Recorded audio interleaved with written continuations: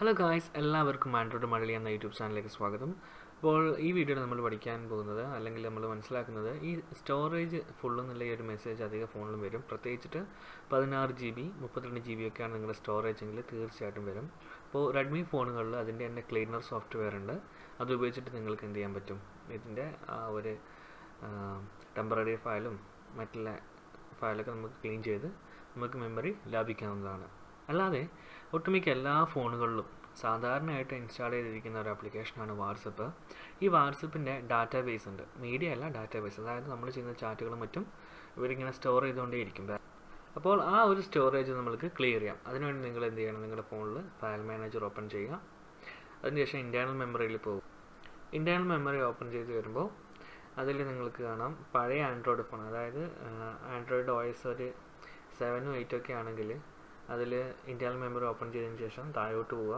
അവിടെ നിങ്ങൾക്ക് വാട്സപ്പ് എന്നൊരു ഫോൾഡർ കാണാം.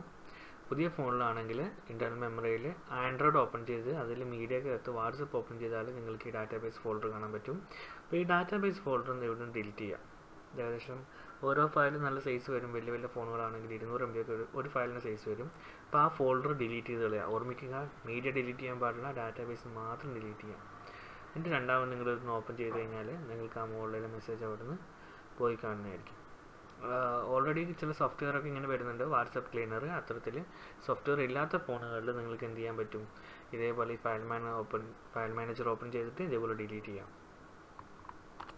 അപ്പോൾ നിങ്ങൾക്ക് എല്ലാവർക്കും വീഡിയോ ഇഷ്ടമായി എന്ന് വിശ്വസിക്കുന്നു. ഇഷ്ടമായ ലൈക്ക് ചെയ്യുക. നിങ്ങളുടെ നിർദ്ദേശങ്ങളും അഭിപ്രായങ്ങളും സംശയങ്ങളൊക്കെ താഴെ കമൻറ്റ് ബോക്സിൽ രേഖപ്പെടുത്തുക. നിങ്ങൾക്കതുപോലെ തന്നെ ഫോണുമായി ബന്ധപ്പെട്ട എന്തെങ്കിലും വീഡിയോ ട്യൂട്ടോറിയൽ ആവശ്യമുണ്ടെങ്കിൽ താഴെ കമൻറ്റ് ചെയ്യുക, ഞാനത് ചെയ്യുന്നതായിരിക്കും.